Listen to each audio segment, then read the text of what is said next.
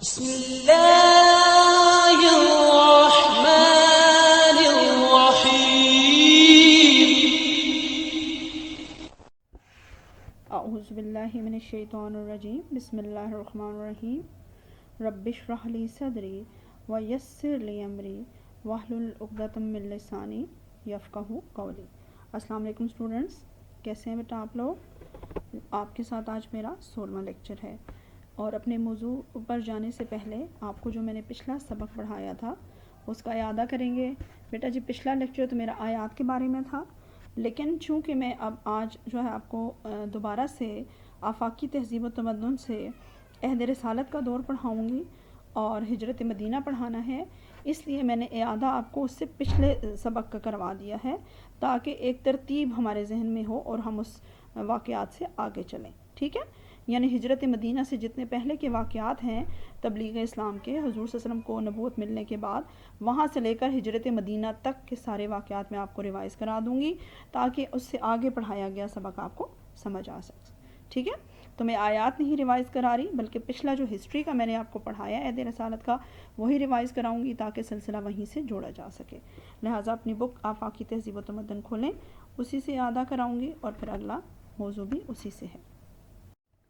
جی students, ابھی ہجرت مدینہ ہم نے پڑھنا ہے، تو اس سے پچھلا میں ایک دفعہ آپ کو ریوائز کرا دیتی ہوں کہ حضور صلی اللہ علیہ وسلم پر پہلی وحی غار حرا میں نازل ہوئی، سورہ الگ کی آیات، اور آپ صلی اللہ علیہ وسلم کی عمر مبارک 40 برس تھی۔ پہلی وحی جب آپ پر نازل ہوئی تو اس کے بعد آپ صلی اللہ علیہ وسلم پر 3 سال جو ہے آپ خفیہ تبلیغ کرتے رہے، اور ابتدا میں آپ کے ساتھیوں نے، آپ کی زوجہ حضرت خدیجہ نے، حضرت ابوبکر صدیق رضی اللہ تعالیٰ نے، حضرت علی رضی اللہ تعالیٰ نے، اور بچوں میں حضرت علی اور غلاموں میں حضرت زید بن حارث رضی اللہ تعالیٰ نے اسلام قبول کیا۔ لہٰذا 3 سال آپ خفیہ تبلیغ کرتے رہے اور آپ ان کے قریبی ساتھیوں نے اسلام قبول کر لیا۔ اس کے بعد حضور صلی اللہ علیہ وسلم کو حکم ہوا کہ آپ اعلانیہ تبلیغ کریں، تو سب سے پہلے آپ نے خاندان والوں کو دعوت دی، ان کو جو ہے وہ بلایا اور آپ نے ان کو اس دین اسلام کی دعوت دی، لیکن وہ آپ سے ناراض ہو کر چلے گئے۔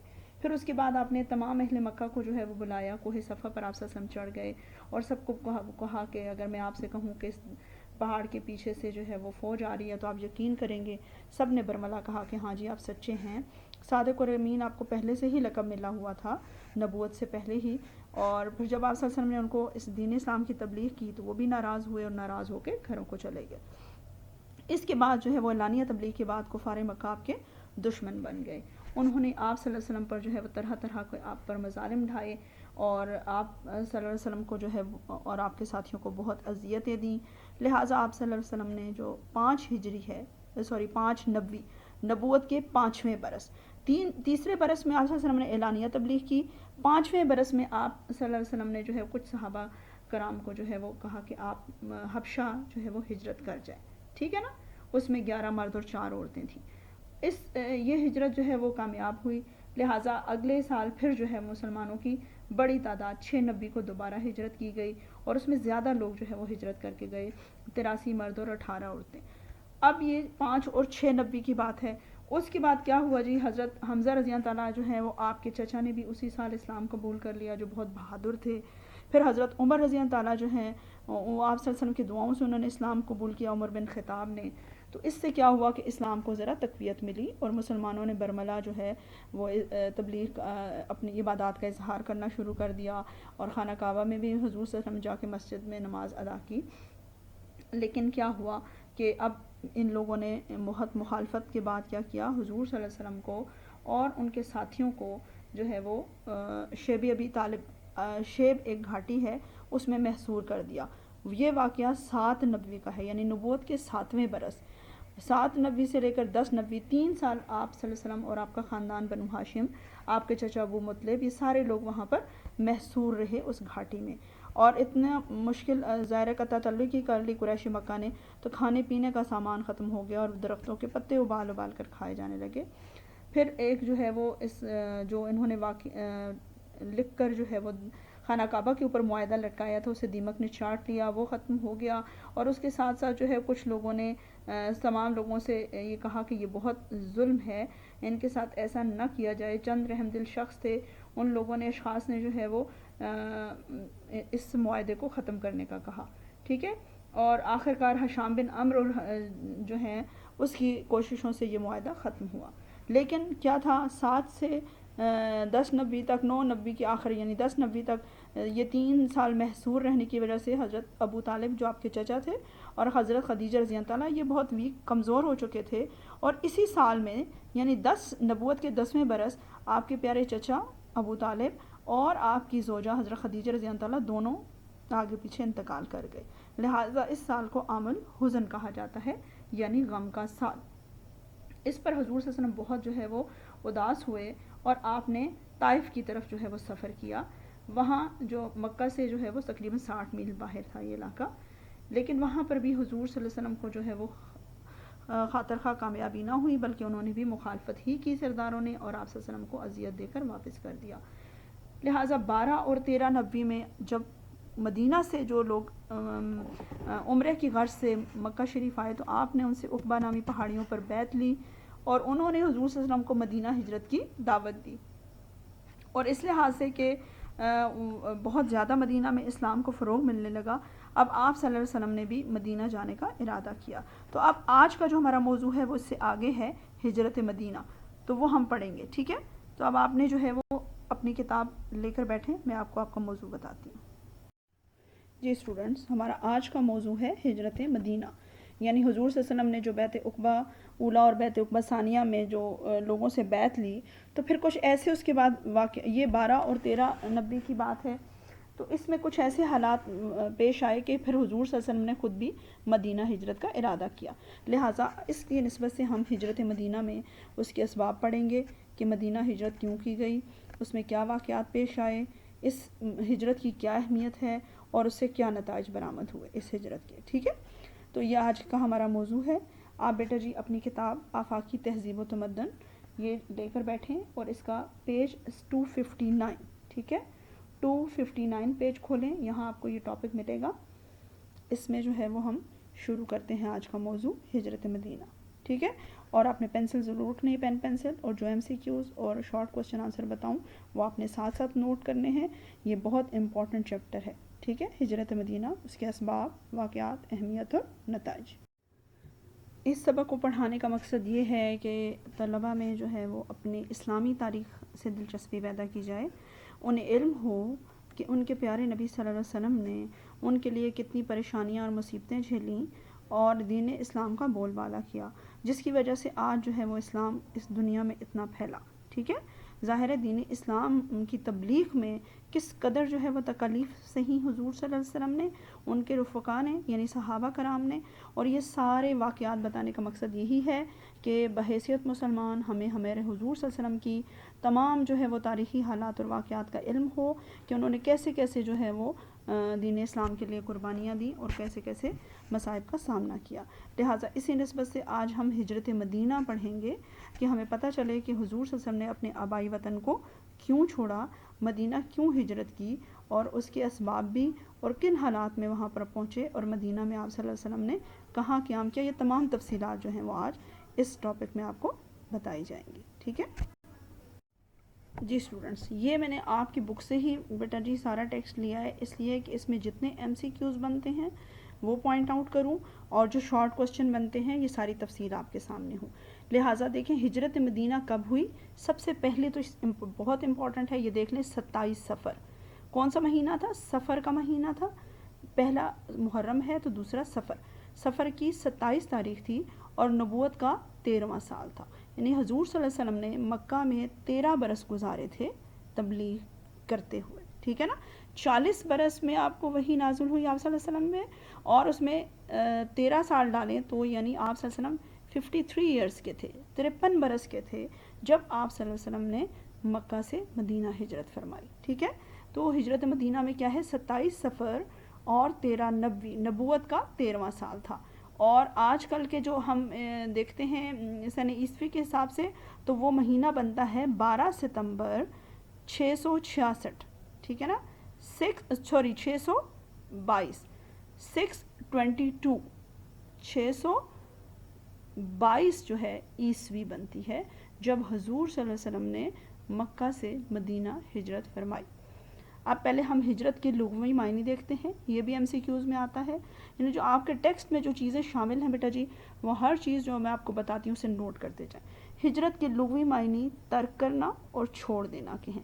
اب آپ سے پوچھ لیا جائے تو آپ سوچیں گے یہ تو ہم نے کہیں پڑھا ہی نہیں ہے، ہجرت مدینہ سے رہی ہے ریلیونٹ، اس میں ہجرت کے پہلے مفہوم بتایا ہے۔ پھر شرعی اصطلاح میں اس کا مطلب یہ ہے کہ اللہ تعالیٰ کی خوشنودی کے لیے اور دین اسلام کی سربلندی کے لیے اپنا گھر بار اور رشتہ داروں کو چھوڑ دینا اور ایسی جگہ چلے جانا جہاں آزادی کے ساتھ دین اسلام پر عمل کیا جا سکے، یعنی جب خالصتاً آپ اللہ کی رضا کے لیے اور اپنے دین کو بچانے کے لیے جہاں پر ظلم ہو رہا تھا وہ جگہ چھوڑ کر دوسری جگہ جاتے ہیں تو وہ ہجرت کہلاتی ہے۔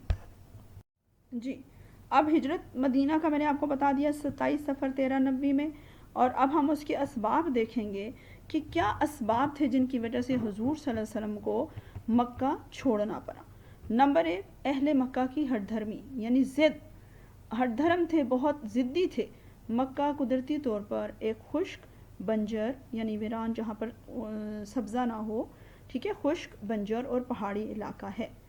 ان جغرافیائی اثرات سے اہل مکہ متاثر ہو کر تند ہو، یعنی انتہائی بد مزاج، سخت مزاج اور ہٹ دھرم ثابت ہوئے، یعنی جیسا علاقہ ہوتا ہے تو مزاج بھی اس طرح کے ان پر اثرات ہوتے ہیں کہ ایک خشک اور بنجر تھا تو ایسے مزاجن بھی وہ جو ہے وہ ضدی لوگ تھے۔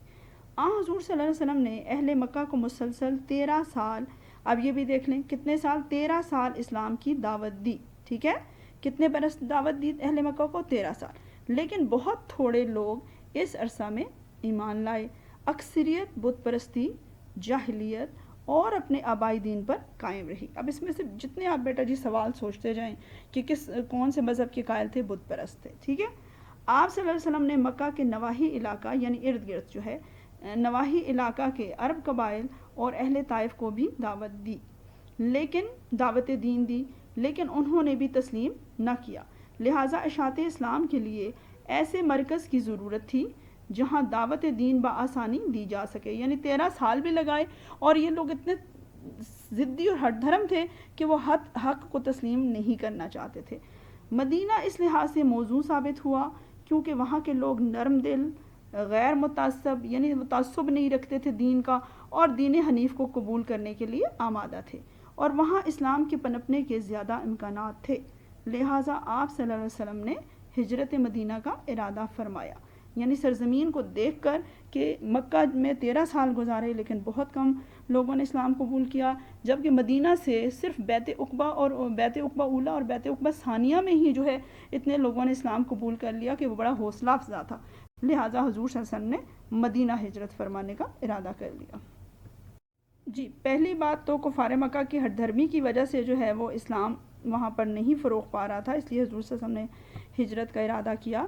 دوسرا جو اس کی وجہ ہے وہ ہے اذن الہی، اللہ تعالیٰ کا حکم، اذن کہتے ہیں حکم۔ آپ صلی اللہ علیہ وسلم نے صحابہ کو مدینہ منورہ ہجرت کرنے کی اجازت مرحمت فرما دی تھی، یعنی اجازت دے دی تھی، اور خود حکم ربانی کے منتظر رہے، یعنی آپ صلی اللہ علیہ وسلم نے آہستہ آہستہ صحابہ کرام سے کہا کہ وہ مدینہ تشریف لے جاتے رہیں۔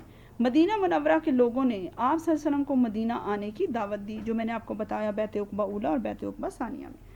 تو طفیل بن عمر دوسی نے درخواست کی، اب یہ بھی یاد رکھیے گا کہ یہ کس نے آپ صلی اللہ علیہ وسلم کو جو ہے وہ دعوت دی، اب یہ نام اس کو انڈر لائن کریں، طفیل بن عمر دوسی نے درخواست کی کہ میرا مضبوط گلا ہے، آپ اس میں قیام فرمائیں۔ اس پر آپ صلی اللہ علیہ وسلم نے خاموشی اختیار فرمائی، یعنی کیونکہ ابھی اللہ کو حکم نہیں آیا تھا، آپ دل سے چاہ رہے تھے کہ آپ ہجرت فرمائیں۔ ہجرت مدینہ سے پیشتر یعنی پہلے آپ صلی اللہ علیہ وسلم نے خواب دیکھا کہ دارالہجرت ایک باغ و بہار مقام ہے، ٹھیک ہے۔ حضرت جبریل علیہ السلام آئے اور آپ کو کفار مکہ کی سازش سے آگاہ فرمایا اور آپ صلی اللہ علیہ وسلم کو ہجرت مدینہ کا حکم پہنچایا، یعنی آپ صلی اللہ علیہ وسلم نے خواب بھی دیکھ لیا تھا کہ ایک جو ہے وہ باغ و بہار مقام ہے جہاں آپ ہجرت کر رہے ہیں، خوبصورت جگہ ہے، اور وہ مدینہ شریف ہی تھی، دارالہجرت یعنی جہاں جس طرف آپ ہجرت کر رہے ہیں۔ پھر دوسرا حضرت جبریل امین نے بھی جو ہے وہ آپ کو یہ اس کی اجازت دے دی کہ اللہ تعالیٰ کا حکم ہے کہ آپ مدینہ ہجرت فرمائیں۔ جی اب ہجرت کی تیسری وجہ جو ہے وہ کیا بیان کی گئی ہے مدینہ شریف ہجرت کی؟ مسلمانوں پر ظلم و ستم۔ مسلمانوں پر ظلم و ستم کیا ہے؟ قریش مکہ نے آپ صلی اللہ علیہ وسلم اور آپ صلی اللہ علیہ وسلم کے صحابہ رضی اللہ تعالیٰ پر تکلیفوں اور اذیتوں کے پہاڑ توڑ دیے، راستے میں کانٹے بچھائے، تپتی ریت آگ کے انگاروں پر لٹایا، رسی سے باندھ کر مکہ کی گلیوں میں گھسیٹا، ایک صحابی رضی اللہ تعالیٰ کو 2 گھوڑوں کے ساتھ باندھ کر دونوں گھوڑوں کو مخالف سمت میں بھگایا، اس طرح ان کے 2 ٹکڑے ہو گئے۔ استغفر اللہ کہ اس قدر انہوں نے اس کا بغض اور نفرت کا اظہار کیا کہ انہوں نے بدترین اذیتیں دیں آپ صلی اللہ علیہ وسلم کے ساتھیوں کو۔ غرض یہ کہ مسلمانوں کا جینا دھوبر کر دیا، یعنی انتہائی مشکل ہو گیا۔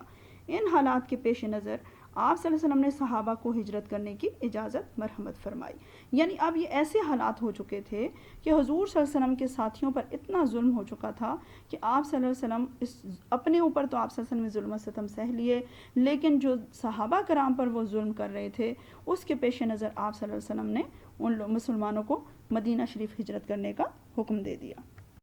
جی، اب چوتھی وجہ کیا بتائی گئی ہے کہ جو مسلمانوں نے پہلے حبشہ کی طرف بھی ہجرت کی تھی وہ بھی ایک کامیاب تجربہ تھا، ٹھیک ہے، ہجرت حبشہ کا تجربہ۔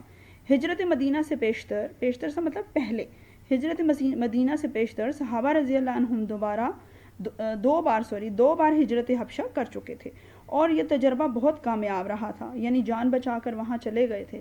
حبشہ کے بادشاہ نجاشی نے مسلمانوں کی اعانت کا مطلب مدد کی اور ان کو امان دی۔ قریش مکہ کے وفد کو ناکام واپس لوٹنا پڑا۔ چونکہ مدینہ کے لوگ ایمان لا رہے تھے اس لیے آپ صلی اللہ علیہ وسلم نے اپنے صحابہ رضی اللہ عنہم کو ہجرت مدینہ کی اجازت دی، یعنی پہلے بھی مسلمان اس میں محفوظ رہے، لہٰذا اب انتہا کا ظلم و ستم دیکھتے ہوئے آپ صلی اللہ علیہ وسلم نے صحابہ کرام کو اجازت دی کہ وہ مدینہ چلے جائیں۔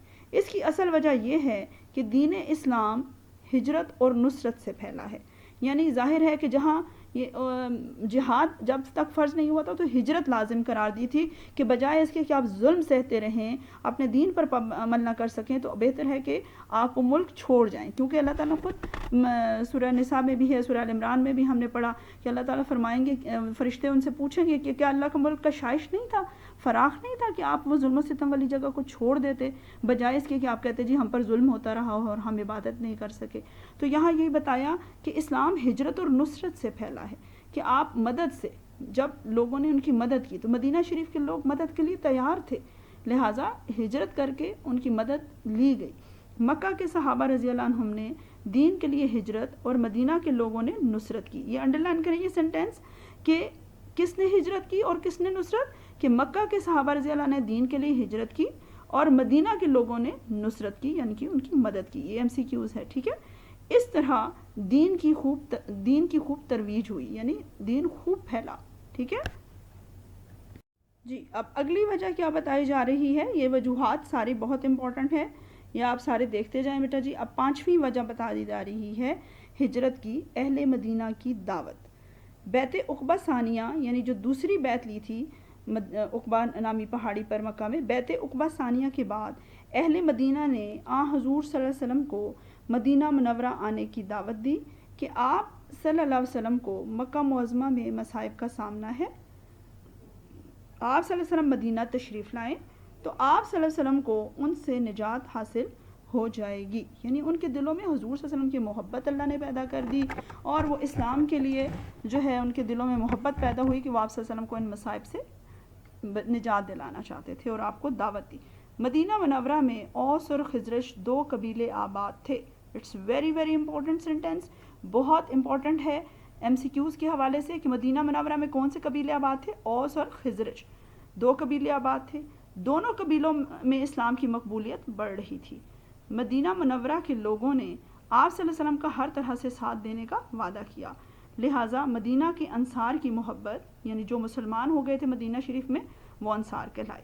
مدینہ کے انصار کی محبت، خلوص اور وفاداری کے جذبہ کی خاطر ہجرت مدینہ ہوئی، یعنی اہل مدینہ کی محبت دیکھ کر بھی حضور صلی اللہ علیہ وسلم نے ارادہ کیا کہ جہاں اتنے شوق سے ہمیں دعوت دی جا رہی ہے تو وہاں کیوں نہ جائیں جہاں اسلام سے محبت کی جا رہی ہے، صحابہ سے، حضور صلی اللہ علیہ وسلم سے، اور دل و جان سے وہ لوگ آپ کو بلا رہے ہیں۔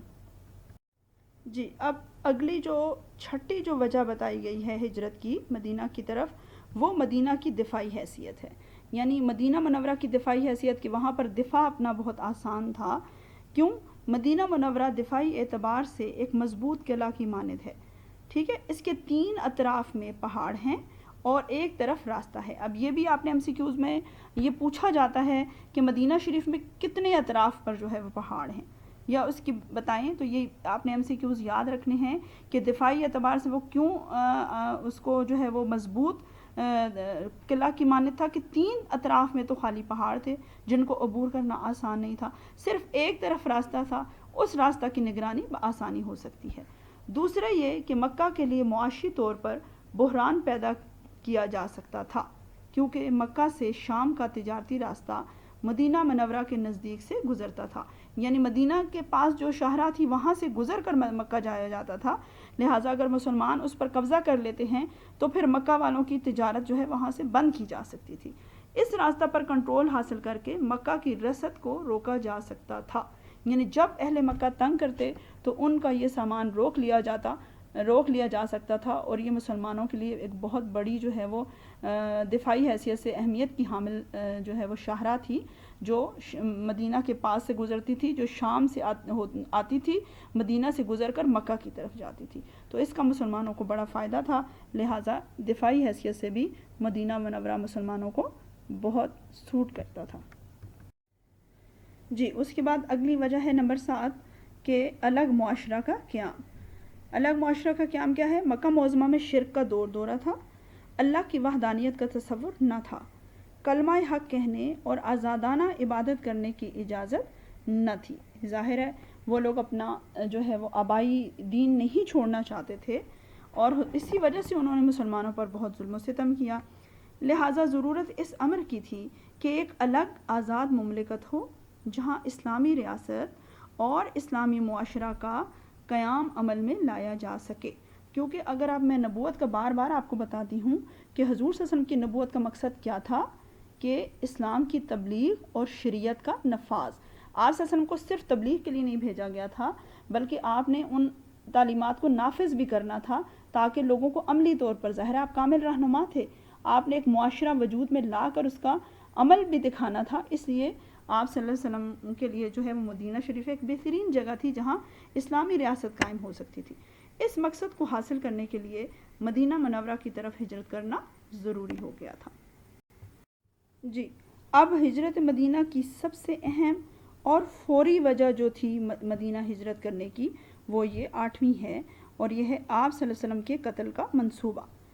کہ مسلمانوں کی مسلسل مدینہ منورہ ہجرت کرنے سے قریش مکہ کا پیمانہ صبر سے لبریز ہو گیا، یعنی جیسے حبشہ میں وہ بے بس ہو گئے تھے، مسلمانوں کو نہیں روک پائے، اب جب مسلمانوں نے مدینہ منورہ ہجرت کی تو انہوں نے کہا یہ کیسے ہم سے نکل رہے ہیں ہاتھوں سے، نیز مسلمانوں کی اکثریت چھپ چھپا کر مدینہ چلی گئی تھی، لہٰذا قریش مکہ دار الندوہ، یہ یاد رکھیے گا، یہ بیٹا آپ نے 9th میں بھی پڑھا ہوا ہے، سورہ انفال میں اس کا ذکر بھی ہے اس واقعے کا، لہٰذا قریش مکہ دار الندوہ میں، کون سے مقام پر؟ دار الندوہ میں اکٹھے ہوئے اور مشورہ کیا کہ آیا آپ صلی اللہ علیہ وسلم کو، وہ یہی ہے نا کہ وَإِذْ يَمْكُرُ بِكَ الَّذِينَ، اور جب کافر آپ کے بارے میں چال چل رہے تھے کہ آپ کو قتل کر دیں، جلا وطن کر دیں، تو یہ وہ والی تجاویز کے بارے میں ذکر ہے اب اس میں، کہ دار الندوہ میں اکٹھے ہوئے اور مشورہ کیا کہ آیا آپ صلی اللہ علیہ وسلم کو جلا وطن کیا جائے یا قید کر دیا جائے، ٹھیک ہے، 2 باتیں تو تھیں، جلا وطن کرنا یا قید کرنا۔ بالآخر ابو جہل، اب یہ بھی یاد رکھیں کہ کس کی تجویز تھی اور جس پر متفق ہوئے، ابو جہل کی قتل کی تجویز پر اتفاق ہو گیا، یعنی اس نے کہا کہ نعوذ باللہ حضور صلی اللہ علیہ وسلم کو قتل کر دیا جائے، اور کیا اس کے لیے فیصلہ کیا گیا کہ ہر قبیلہ کا ایک آدمی اکٹھا ہو اور آپ صلی اللہ علیہ وسلم کے گھر کو گھیرے میں لے لیا جائے۔ اس سے کیا ہوگا کہ وہ آپ صلی اللہ علیہ وسلم کے قتل کا بدلہ بھی نہیں لے سکیں گے، کہ جب سارے قبائل میں سے ایک نمائندہ ہوگا تو بنو ہاشم کس سے جو ہے وہ بدلہ لے گی، لہٰذا اس نے یہ بڑی اپنی طرف سے سمجھداری والی تجویز دی۔ اگلے روز جب آپ صلی اللہ علیہ وسلم نماز کے لیے باہر تشریف لائے تو تمام افراد ایک ہی وقت میں حملہ کریں، یہ اس نے کہا کہ جب آپ صلی اللہ علیہ وسلم صبح نماز کے لیے نکلیں تو تمام لوگ ان پر حملہ کریں اور نعوذ باللہ آپ صلی اللہ علیہ وسلم کو قتل کر دیا جائے، تاکہ بنو ہاشم سب قبیلوں سے بدلہ نہ لے سکیں۔ چنانچہ آپ صلی اللہ علیہ وسلم کے گھر کا محاصرہ کر لیا گیا۔ اسی رات آپ صلی اللہ علیہ وسلم کو مدینہ منورہ ہجرت کرنے کا حکم ملا، یعنی اگر آ جائے کہ مدینہ ہجرت کی فوری وجہ کون سی تھی، تو اس کا آنسر فوری وجہ بھی ہے کہ جب انہوں نے حضور صلی اللہ علیہ وسلم کے قتل کا منصوبہ بنایا تو اللہ تعالیٰ نے فوراً سے حکم دیا کہ آپ مدینہ شہر کی طرف روانہ ہو جائیں۔ جی، اب وجوہات جو فوری وجہ بنی اس کے بعد جو ہے واقعات ہم دیکھ لیتے ہیں کہ حضور صلی اللہ علیہ وسلم کو فوراً جو ہے وہ ہجرت کرنے کا حکم ہوا۔ لہٰذا 27 صفر 1390 یعنی نبوت کا 13واں سال تھا اور سفر کی 27 تاریخ تھی، بمطابق 12 ستمبر 622، یہ سارا انڈر لائن کریں بیٹا جی MCQs کے حوالے سے، 622 تقریباً 100 سرداران قریش نے ابو جہل کی قیادت میں حضور اکرم صلی اللہ علیہ وسلم کے گھر کا محاصرہ کر لیا، اور اب اس انتظار میں تھے کہ آپ صلی اللہ علیہ وسلم باہر تشریف لائیں تو حملہ کریں، یعنی آپ کے گھر کا محاصرہ کر لیا۔ نبی کریم صلی اللہ علیہ وسلم نے حضرت علی رضی اللہ عنہ سے فرمایا، مجھے اللہ نے ہجرت کرنے کا حکم دے دیا ہے، تم میری چادر اوڑھ کر میرے بستر پر سو جاؤ، کوئی شخص بھی تمہارا کچھ نہیں بگاڑ سکتا، لوگوں کی امانتیں ان کو لوٹا کر مدینہ آ جانا۔ یعنی اس بدترین دشمنی کے باوجود، جو اتنی وہ دشمنی کر رہے تھے اس کے باوجود آپ صلی اللہ علیہ وسلم نے ان کے ساتھ کوئی خیانت نہیں کی اور آپ کو ان کی امانتیں لوٹانے کی فکر اس وقت بھی تھی۔ حضرت علی رضی اللہ تعالیٰ عنہ باوجود خطرے کے بڑے آرام سے سوتے رہے۔ اللہ کے رسول اللہ کی نگہبانی میں باہر نکلے، مشرکین مکہ کی طرف مٹی پھینکی اور سورہ یاسین شریف پڑھتے ہوئے روانہ ہوئے۔ اب یہ بھی انڈر لائن کریں، یہ اس کا واقعہ کا ذکر بھی آپ نے پڑھا ہے کہ جب تم نے ان کی آنکھوں میں مٹی پھینکی تو وہ تم نے نہیں، اللہ نے پھینکی تھی، کہ حضور صلی اللہ علیہ وسلم کو حکم ہوا کہ مٹھی میں کنکریاں لے اور ان کی طرف پھینک دے، جس سے وہ ان کو کچھ نظر نہیں آیا، وہ اللہ ہی کا حکم تھا۔ اسی لیے تو اللہ تعالیٰ نے کہا تھا کہ وہ چل رہے تھے اور اللہ بھی چال چل رہا تھا، واللہ خیر الماکرین، اور اللہ سب سے بہتر چال چلنے والا ہے۔ یہ سورہ انفال میں پورے اس واقعے کا ذکر ہے۔ اسی طرح سے تو یہی ہوا کہ سورہ یاسین، اب یہ بھی آئے گا کون سی سورت کا ورد کرتے ہوئے، سورہ یاسین شریف پڑھتے ہوئے وہاں سے روانہ ہوئے، اور وہ لوگ بالکل جو ہے وہ آپ کو نہیں دیکھ پائے۔ جی، اب حضور صلی اللہ علیہ وسلم سورہ یاسین کا ورد کرتے ہوئے نکلے۔ بیٹا جی یہ ٹیکسٹ اس لیے میں نے شامل کیا کہ اس کا ایک جملہ بہت اہم ہے، خاص طور پر شارٹ کوسچن اور MCQs کے حوالے سے۔ اب یہاں دیکھیں، نبی کریم صلی اللہ علیہ وسلم اپنے ساتھی اور رفیق حضرت ابو بکر صدیق رضی اللہ تعالیٰ کے گھر تشریف لے گئے۔ اب یہ بھی آئے گا کہ کس کے گھر گئے، حضرت ابو بکر صدیق رضی اللہ تعالیٰ کے، اور ان کو اطلاع کی کہ اللہ تعالیٰ نے ہجرت کا حکم دے دیا ہے۔ حضرت ابو بکر صدیق رضی اللہ عنہ اس خبر سے بہت خوش ہوئے۔ انہوں نے اس سفر کے لیے 2 اونٹنیاں تیار کر رکھی تھیں۔ ادھر کفار منتظر تھے کہ صبح ہو تو حملہ کریں، لیکن صبح ہوئی تو تمام سرداروں کو مایوسی کا سامنا کرنا پڑا اور بہت زیادہ پیشمانی ہوئی کہ حضور اکرم صلی اللہ علیہ وسلم ان کے مکر و فریب سے بحفاظت بچ کر نکل گئے تھے۔ جو اللہ تعالیٰ نے کہا نا کہ وہ چال چل رہے تھے اور اللہ بھی چال چل رہا تھا، تو اللہ تعالیٰ نے بحفاظت آپ کو وہاں سے نکال دیا اور وہ وہیں کے وہیں رہ گئے۔ قریش مکہ نے آپ صلی اللہ علیہ وسلم کا تعاقب شروع کر دیا، یعنی اب انہوں نے دیکھا کہ یہاں سے تو نکل گئے، اب انہوں نے آپ کا پیچھا شروع کیا۔ جی، اب اس کے بعد حضرت ابوبکر صدیق رضی اللہ تعالیٰ کے پاس آپ گئے اور وہاں سے آپ دونوں جو ہے وہ مکہ معظمہ سے روانہ ہوئے۔ غار سور میں آپ صلی اللہ علیہ وسلم نے راستے میں جو ہے وہ آپ لوگ دونوں چھپے۔ نیچے میں پہلے آپ کو بتا دوں، یہ دیکھیں یہ غار سور ہے، کس قدر جو ہے وہ، سب سے پہلے تو یہ دیکھیں کہ کس قدر اونچی یہ چوٹی پر جا کر یہاں پر یہ غار ہے، ٹھیک ہے، اور اس میں حضور صلی اللہ علیہ وسلم اور آپ حضرت ابوبکر صدیق رضی اللہ تعالیٰ نے 3 دن گزارے۔ یہ غار سور میں نے آپ کو دونوں بتا دی ہیں۔ اب یہاں سے پڑھ لیتے ہیں جی، غار سور۔ نبی کریم صلی اللہ علیہ وسلم حضرت ابوبکر صدیق رضی اللہ تعالیٰ کے ہمراہ مکہ معظمہ سے باہر نکلے تو آپ صلی اللہ علیہ وسلم نے مکہ سے الوداع ہوتے ہوئے یہ فرمایا۔ یہ بہت قیمتی الفاظ ہیں، ان کو آپ نے ایسے بھی یاد رکھنا ہے اور سوال کے حوالے سے بھی۔ خدا کی قسم، تو اللہ کی سب سے بہتر زمین ہے اور اللہ کی نگاہ میں سب سے بڑھ کر عزیز ہے۔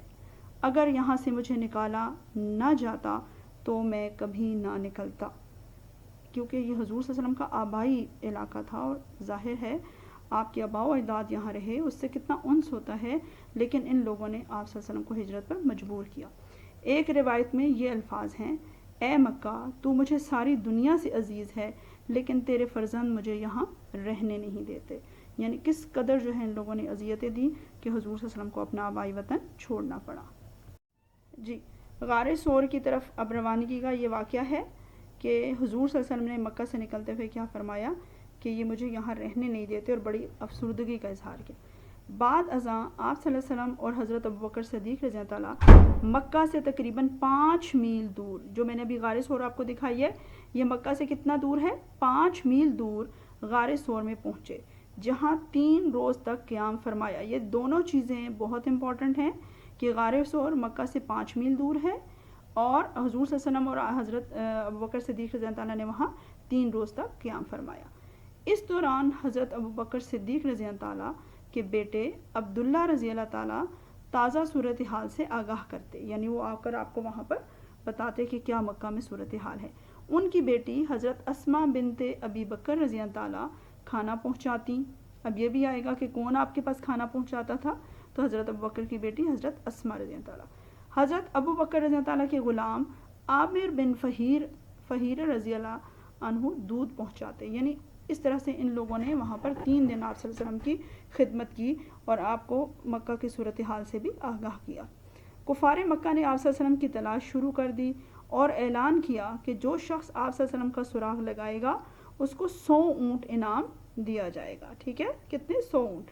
تلاش کرتے کرتے کفار غار ثور پر پہنچ گئے، مگر غار ثور پر مکڑی نے جالا تن دیا، کبوتر نے گھونسلہ بنا دیا اور انڈے دے دیے۔ سبحان اللہ کہ اللہ تعالیٰ نے آپ صلی اللہ علیہ وسلم کی حفاظت کے لیے کیا کیا سامان کیے کہ ایک ہی لمحے میں وہ مکڑی نے جالا بھی تن دیا، کبوتر نے گھونسلہ بھی بنا لیا۔ اللہ کا حکم اللہ کن کہتا ہے اور فیکون ہوتا ہے۔ کفار کو گمان بھی نہیں ہوا کہ اندر کوئی ہو سکتا ہے، ظاہر ہے جالا جہاں ہوتا ہے وہاں اندر تو کوئی داخل نہیں ہو سکتا۔ کفار مکہ کے قدموں کی آہٹ سن کر حضرت ابوبکر صدیق رضی اللہ تعالیٰ نے پریشانی کا اظہار کیا، تو حضور صلی اللہ علیہ وسلم نے فرمایا لا تحزن ان اللہ معنا، سبحان اللہ کہ گھبراؤ نہیں، یقیناً اللہ ہمارے ساتھ ہے۔ غار کے قیام میں سانپ نے حضرت ابوبکر صدیق رضی اللہ تعالیٰ کے پاؤں پر ڈسا۔ حضور صلی اللہ علیہ وسلم نے اپنا لعاب دہن لگایا جس سے تکلیف جاتی رہی، یعنی کس طرح سے یہ، اسی لیے حضرت ابوبکر صدیق کو یار غار بھی کہتے ہیں، اور آپ صلی اللہ علیہ وسلم کے بہترین رفیق تھے جنہوں نے ہر مشکل میں آپ کا ساتھ نبھایا۔ جی اب یہ بیٹا جی سارے واقعات ترتیب سے یاد رکھتے جائیں کہ مکہ سے نکلنے کے بعد غار ثور میں 3 دن قیام کیا۔ چوتھے روز ایک اونٹنی پر آپ صلی اللہ علیہ وسلم اور حضرت ابوبکر صدیق رضی اللہ عنہ سوار ہوئے، اور دوسری اونٹنی پر عامر بن فہیرہ، ٹھیک ہے، جو ان کے غلام تھے، رہنمائی کے لیے ساتھ ہوئے، یعنی وہ رستہ دکھانے کے لیے۔ یکم ربیع الاول، ظاہر 27 کو چلے تھے تو یکم ربیع الاول کو سفر ہجرت شروع ہوا۔ 27 سفر کو حضور صلی اللہ علیہ وسلم گھر سے نکلے اور اب ہجرت کے لیے سفر شروع ہو گیا یکم ربیع الاول کو، یہ بھی انڈر لائن کریں، ٹھیک ہے۔ انعام کے لالچ میں بہت سے لوگ آپ صلی اللہ علیہ وسلم کی تلاش میں نکلے۔ اسی اسنا میں سراقہ بن جاشم، یہ یاد رکھیں جی، انڈر لائن کریں اس نام کو، سراقہ بن جاشم کو آپ صلی اللہ علیہ وسلم کا پتہ چل گیا اور نزدیک پہنچ گیا، یعنی وہ آپ کا پیچھا کرتے ہوئے قریب آ گیا، مگر اس کے گھوڑے کے پاؤں زمین میں دھنس گئے۔ اس نے 3 بار قسمت آزمائی کی مگر ناکامی ہوئی، بالآخر معافی مانگی اور امان طلب کیا۔ اب اسے سمجھ آ گئی کہ یہ اس کو اللہ کا حکم ہی نہیں ہے کہ وہ گھوڑا اس کا آگے ہی نہیں چلتا تھا بلکہ اس کے پاؤں زمین میں دھنس جاتے اور وہ نکالتا اور پھر دوبارہ یہی ہوتا۔ اس موقع پر آپ صلی اللہ علیہ وسلم نے اسے خوشخبری سنائی، ظاہر ہے جب اس نے معافی طلب کی آپ نے اس کو امان دی اور ساتھ کیا خوشخبری سنائی، اے سراقہ اس وقت تیری کیا شان ہوگی جب تو کسریٰ کے کنگن پہنے گا۔ کیسر روم اور کسریٰ ایران کا بادشاہ کو کہا جاتا تھا، کسریٰ کے کنگن پہنے گا۔ سراقہ امان نامہ لے کر واپس ہوا اور جو لوگ راستہ میں ملے انہیں راستہ تبدیل کروا دیا، یعنی اس نے حضور صلی اللہ علیہ وسلم سے جو ہے وہ دل سے صحیح دل سے معافی مانگی اور پھر آپ کا ساتھ بھی دیا، یعنی لوگوں کو آپ کا جو ہے وہ نشان نہیں ملنے دیا۔ جی یہ اب جو میں آپ کو پڑھانے جا رہی ہوں یہ بہت اس سبق کا بہت اہم موضوع ہے، قبا میں استقبال، یعنی قبا نامی بستی پہلے آتی ہے مدینہ شریف سے، ٹھیک ہے۔ اب یہ کیا ہے، قبا مدینہ منورہ سے تقریباً 3 میل کے فاصلہ پر واقع ہے، یعنی 3 میل ڈسٹنس ہے اس کا، مدینہ شریف 3 میل کے بعد آتا ہے۔ مدینہ منورہ کے لوگوں کو آپ صلی اللہ علیہ وسلم کی ہجرت کی اطلاع موصول ہو چکی تھی، یعنی انہیں معلوم ہو گیا تھا کہ حضور صلی اللہ علیہ وسلم روانہ ہو چکے ہیں، لہٰذا لوگ روزانہ مدینہ سے باہر آ کر انتظار کرتے رہے۔ ربیع الاول 13 نبوی یعنی نبوت کے 13 جو ہے نا تاریخ تھی، ٹھیک ہے، 13 نبی نبوت کا 13واں سال، اور ربیع الاول ہی جو میں نے آپ کو بتایا کہ یکم ربیع الاول کو حضور صلی اللہ علیہ وسلم غار سور سے نکلے، تو اب جو ہے وہ 13 نبی کو جو ہے وہ حضور صلی اللہ علیہ وسلم بمطابق 23 ستمبر 622 کو ایک یہودی نے لوگوں کو زور سے پکارا کہ جس کا تمہیں انتظار تھا وہ آ گیا۔ لوگ والہانہ گھروں سے نکل آئے اور استقبال کے لیے قبا پہنچ گئے۔ حضور اکرم صلی اللہ علیہ وسلم نے قبا میں 14 روز قیام فرمایا۔ جی یہ ایم سی کیوز بہت دفعہ آیا ہے کہ حضور صلی اللہ علیہ وسلم نے قبا نامی بستی میں کتنے روز قیام فرمایا؟ 14 روز، 14 ڈیز، ٹھیک ہے، 14 روز قیام فرمایا، اور سب سے پہلے یہاں ایک مسجد تعمیر فرمائی جسے مسجد قبا یا مسجد تقویٰ کہا جاتا ہے۔ ابھی بھی یہاں پر جو ہے وہ جب ہم عمرہ کرنے جاتے ہیں تو مدینہ شریف سے جب آپ اگر بائی بس یا گاڑی سے جائیں تو 10 منٹ بھی نہیں لگتے، آپ وہاں پہنچ جاتے ہیں، اور وہاں جو ہے نوافل ادا کیے جاتے ہیں سنت رسول کے حوالے سے۔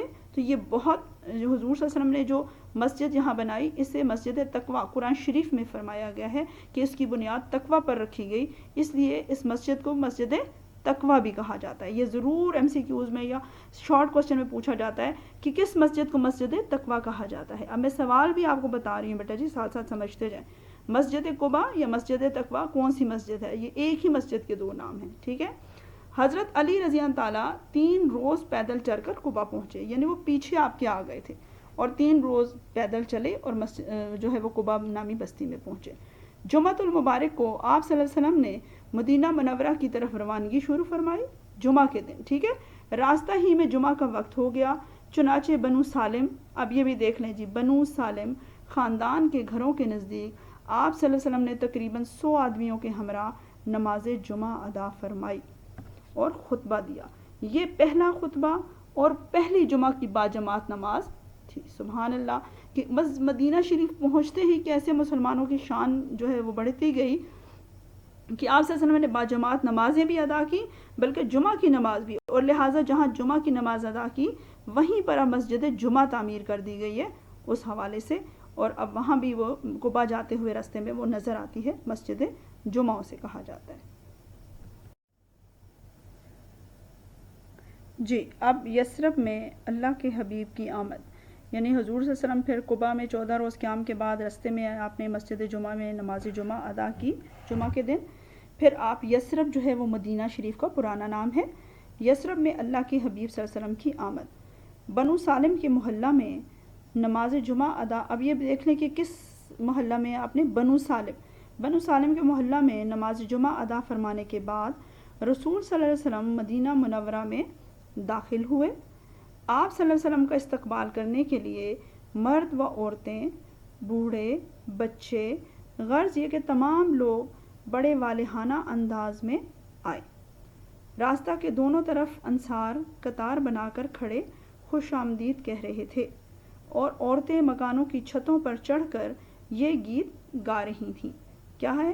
طلع البدر علینا من ثنیۃ الوداع، ہم پر کوہ وداع کی گھاٹیوں سے چاند طلوع ہوا ہے، یعنی حضور صلی اللہ علیہ وسلم کی شان بیان کری تھی۔ وجب الشکر علینا ما دعا للہ داعی، جب تک بھی دعا مانگنے والے دعا مانگیں ہم پر خدا کا شکر واجب ہے۔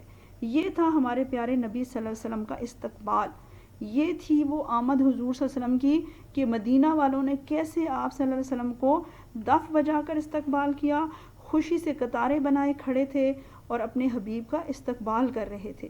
تو یہ مدینہ شریف حضور صلی اللہ علیہ وسلم کے لیے کس قدر جو ہے وہ اہمیت کا حامل بنا۔ ہر شخص آپ صلی اللہ علیہ وسلم کی زیارت کا مشتاق تھا، یعنی شوق رکھتا تھا، آپ صلی اللہ علیہ وسلم کے میزبانی کا خواہش مند تھا، یعنی ہر شخص چاہتا تھا کہ آپ اس کے گھر پر ٹھہریں۔ آپ صلی اللہ علیہ وسلم نے اپنی اونٹنی کی مہار چھوڑ دی، یعنی جس سے وہ ایک ہاتھ میں لے لی جاتی ہے نکیل ڈال کر، وہ اس کو چھوڑ دیا کہ جہاں یہ اونٹنی جا کر ٹھہرے گی وہاں قیام فرمائیں گے۔ چنانچہ آپ صلی اللہ علیہ وسلم کی اونٹنی حضرت ابو ایوب انصاری کے گھر، یہ یاد رکھ لیں بیٹا جی، کس کے گھر جا کر ٹھہری؟ حضرت ابو ایوب انصاری، مدینہ کے جو حضرت ابو ایوب رضی اللہ تعالیٰ ہیں ان کے گھر کے سامنے جا کر ٹھہری، اور انہیں آپ صلی اللہ علیہ وسلم کی میزبانی کا شرف حاصل ہوا۔ یعنی جدھر حضور صلی اللہ علیہ وسلم نے کہا کہ اس اونٹنی جا کے رکے گی میں وہیں رک جاؤں گا. سبحان اللہ. آپ یہ یاد رکھیے گا کہ کس صحابی کے جو ہے وہ انصاری کے گھر کے پاس رکی؟ حضرت ابو ایوب انصاری. پھر یہ ہے کہ آپ صلی اللہ علیہ وسلم نے یہاں تقریباً 9 ماہ قیام فرمایا. یہ بھی یاد رکھیے گا کتنا عرصہ قیام فرمایا؟ 9 ماہ. 9 مہینے حضور صلی اللہ علیہ وسلم نے حضرت ابو ایوب انصاری کے گھر میں قیام فرمایا. ظاہر ہے اب یہ آپ صلی اللہ علیہ وسلم کے لیے یہ نئی جگہ تھی, وہاں آپ کے پہلے سے گھر نہیں تھے, لہٰذا انصار مدینہ نے ہی آپ کو جو ہے وہ خوش آمدید کہا اور آپ ان کے گھروں میں ٹھہرے. جی اب ہجرت مدینہ کی اہمیت پڑھ لیتے ہیں کہ ظاہر اب حضور صلی اللہ علیہ وسلم مدینہ شریف پہنچ گئے تھے اور انہوں نے وہاں حضرت ابو ایوب انصاری کے گھر قیام کر لیا. اب اس مدینہ ہجرت کی کیا اہمیت ہوئی؟ حضرت عبداللہ ابن عباس رضی اللہ تعالیٰ فرماتے ہیں کہ ہجرت مدینہ سے اسلام کو غلبہ و کامرانی حاصل ہوئی. ٹھیک ہے, ظاہر ہے اب یہاں پر اسلام کو فروغ ملا کہ مدینہ شریف میں اسلام کو لوگوں نے دل سے قبول فرمایا اور دیکھتے ہی دیکھتے جو ہے بے شمار لوگ مسلمان ہو گئے. قریش مکہ کو مسلمانوں کی ہجرت سے اتنا رنج ہوا کہ جب صلح حدیبیہ ہوئی تو کفار مکہ نے سب سے اہم شرط یہ عائد کی کہ آئندہ مکہ سے کوئی مسلمان ہجرت نہیں کرے گا. یعنی اب انہوں نے دیکھا کہ مسلمان ہمارے ہاتھوں کیسے بچ نکلے اور کیسے انہوں نے مدینہ شریف میں اپنی ریاست قائم کر لی. کیونکہ مسلمانوں نے حبشہ ہجرت کی تھی, تب بھی انہوں نے پیچھا کیا اور وہ ناکام ہوئے, لیکن مدینہ ہجرت کا تو مسلمانوں کو بہت ہی فائدہ ہوا کہ وہاں مسلمانوں کی ایک الگ ریاست بن گئی اور یہ چیز ہی مکہ والوں کو نہیں بھا رہی تھی. ہجرت مدینہ کے بعد مسلمانوں کے حالات بدل گئے, آزمائش کا دور ختم ہوا, فتوحات کا سلسلہ شروع ہوا. یعنی اب مسلمان جو ہیں وہ باقاعدہ اسلامی حکومت کے قیام کے بعد مزید انہوں نے اپنے ملک کو ایکسٹینڈ کیا, فتوحات کی. سن ہجری کی ابتدا ہوئی, یہ بہت اہم پوائنٹ ہے. یعنی ہجرت سے جو ہے وہ مسلمانوں کا اپنا کیلنڈر وجود میں آیا. کیسے کہ پہلے مسلمان جو ہے مختلف واقعات سے, جیسے میں نے آپ کو بتایا کہ حضور صلی اللہ علیہ وسلم کی نبوت ملنے کے بعد سے 13 نبوی تک ہم کاؤنٹ کرتے ہیں, نبوت کے 13 سال. جب ہجرت کر لی مسلمانوں نے تو یہاں سے ہمارا مسلمانوں کا اپنا کیلنڈر بنا اور آج تک ہماری یہی اسلامی کیلنڈر میں ہجری چل رہا ہے.